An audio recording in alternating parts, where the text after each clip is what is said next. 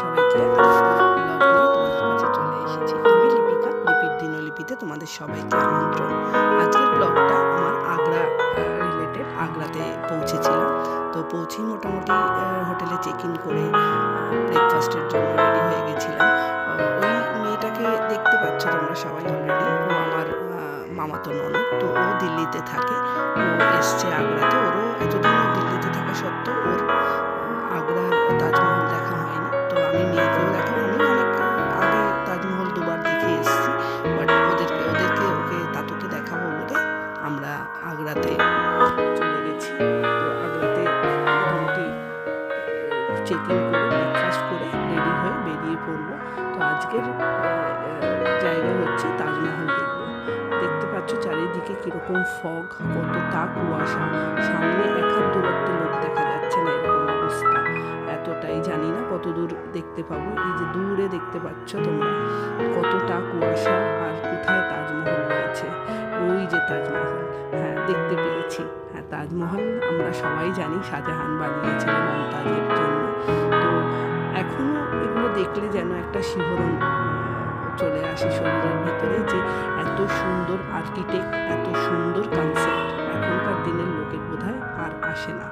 তো এদের যে ওই সময়কার এত সুন্দর ভাবনা, এত সুন্দর করে বানানো, আমাদের অষ্টম আশ্চর্যের একটা আশ্চর্য হচ্ছে আমাদের এই তাজমহল। তো যমুনার পাশে তাজমহল, অসাধারণ অপূর্ব তার কাজ। হ্যাঁ, আমরা ইতিহাসে এর গল্প এখনো পড়ি, আমি পড়েছি, আমার মেয়েও পড়ছে। তো ওকে দেখানোর জন্য নিয়ে এসেছি, এবং প্রত্যেকটা হাতের কারুকার্য এবং এত সুন্দর করে গভর্নমেন্ট মেনটেন করেছে। তো এত ভালো লাগছে দেখতে। হ্যাঁ, পাথরের রঙটা একটু হলদেটে হয়ে গেছে, আর তবে সূর্যের আলো পড়লে বোধহয় আরও বেশি ভালো লাগতো। এদিন আর সূর্য ওঠেনি। এই যে যমুনা নদী দেখতে পাচ্ছি, পুরোটাই কুয়াশায় ঢাকা। তো তাজমহল কুয়াশা ঢাকা অবস্থাতেই তাজমহল দেখলাম। তো মেয়েরও বেশ ভালো লাগলো। বইতে যেটা পড়েছে, যেটা পড়ছে ও, সেটাও মুঘল সাম্রাজ্য, আর তাজমহল ছাড়া তো মুঘল সাম্রাজ্য হবে না। তো সেক্ষেত্রে ওরও বেশ ভালো লাগলো। এই যে দেখতে পাচ্ছ কুয়াশা ঢাকা, আর ওই দিন এত ক্রাউড ছিল। তো তাজমহল হয়তো রোদ উঠলে আরও অসাধারণ লাগতো। তো আমি দুভাবেই দেখলাম, কুয়াশা ঢাকা প্লাস আগেও দেখেছি যখন সূর্যের আলোতে তাজমহল। এরপরে এখান থেকে তাজমহল থেকে বেরিয়ে চলে যাচ্ছে আগ্রা ফোর্টে। এই দেখুন, এই মহাশয় কি সুন্দর বাবার ঘাড়ের উপর বসে বসে আগ্রা ফোর্টে ঢুকছে। তো অনেকটাই রাস্তা, অনেকটাই চড়াই উঠতে হচ্ছে। তো আস্তে আস্তেই উঠছিলাম, পৌঁছেও গেলাম। একটা গাইডও নিয়েছি, নাহলে ভেতরে কি রয়েছে না রয়েছে কিছুই বুঝবো না। হ্যাঁ, এই যে আমাদের গাইড দাদা, তো উনি মোটামুটি সমস্তটাই ঘুরিয়ে দেখালেন। এই যে জাহাঙ্গীর মহল আর আকবর মহল নাকি ভেতরে রয়েছে। তো এটাতে নাকি জাহাঙ্গীর চান করতো, এই বাথটাবে। আর এটা নাকি সোনায় খোদাই করা ছিল। সমস্তটাই ইংরেজরা নিয়ে চলে গেছে।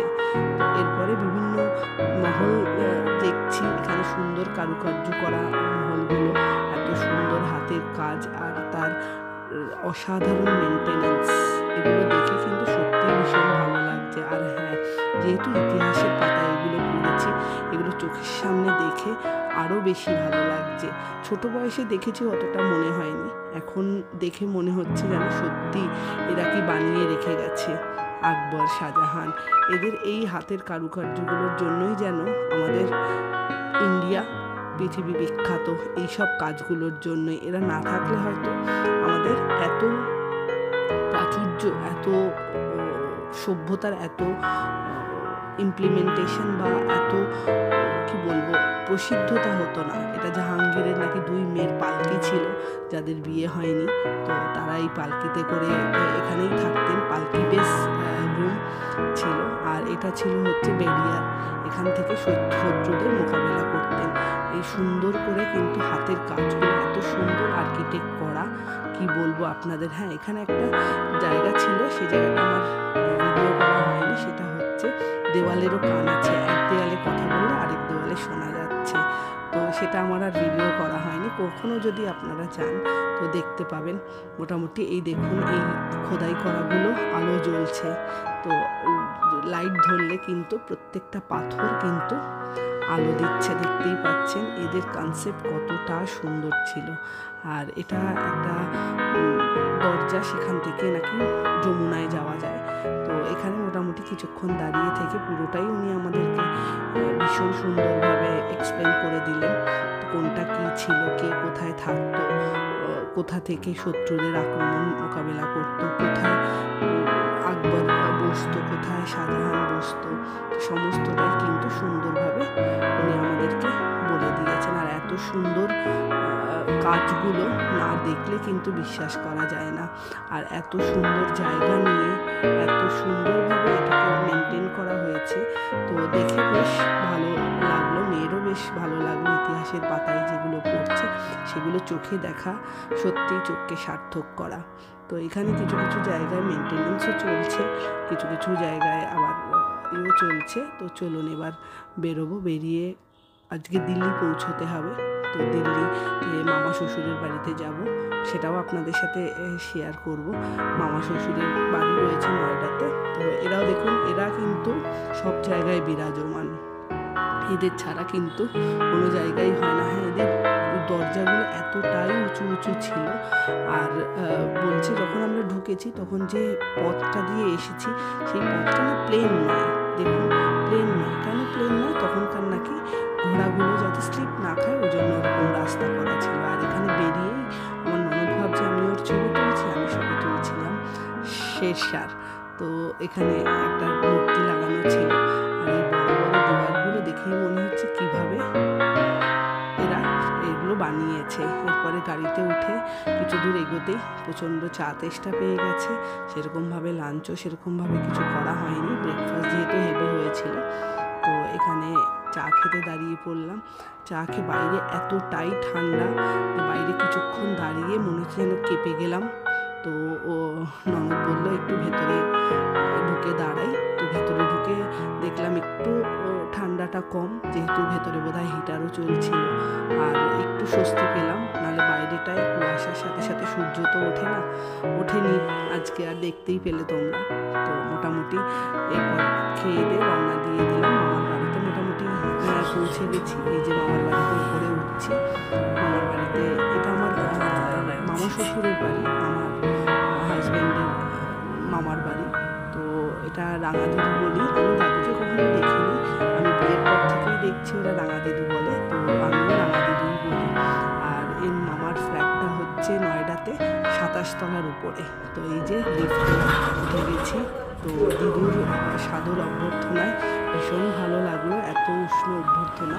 তো এই যে মোটামুটি বাড়িতে পৌঁছে গেছি। বাড়ির বাইরেটাও ভীষণ সুন্দর করে সাজানো, এত সুন্দর লাগছিল দেখতে। আর ভেতরটা তো চলো দেখতে, চলো ভেতরটাও কেমন করে সাজিয়েছে, ভীষণ সুন্দর করে ভেতরটাও সুন্দর করে সাজানো। আর সবাই মোটামুটি এসে একটু ফ্রেশ হয়ে গল্প টল্প করতে শুরু করে দিয়েছে। এই যে এখানে দিদু খাবার বানাচ্ছে, রান্নাঘর সমস্তটাই কিন্তু তোমাদের সাথে শেয়ার করলাম। আমার ব্লগটা কেমন লাগছে তোমরা একটু জানিও। আর এই যে এরা বসবো সবাই মিলে। আর আমার 2 ছেলে মেয়ে, যমজি দুজন, একজন ছেলে, একটা ছেলে আর একটা মেয়ে। ওরাও কাকুর বয়সী। তো দুজনেই ক্লাস 9-এ পড়ে। ওরাও ভীষণ ভালো, মামা মামিও ভীষণ ভালো। এই যে এটা দিদুর ঘর, দিদুর এখানে ঠাকুর রাখা। এটা ভীষণ পরিষ্কার, ছিমছাম, যেখানে যেটা দরকার সেখানে সেটা রাখা। তো আগ্রার এক্সপিরিয়েন্স, সারাদিনের ধকল। চলো এবার একটু রেস্ট নেব। আর হ্যাঁ, মামার ছেলেকে একটু দেখিয়ে দিই। মেয়েকে তো তোমরা দেখলেই, ছেলের বোন, মামার ছেলে। চলো এবার ব্লগটা এখানেই শেষ করছি। সবাই ভালো থেকে সুস্থ থাকো, আর ভালো লাগলে একটা লাইক করে দিও।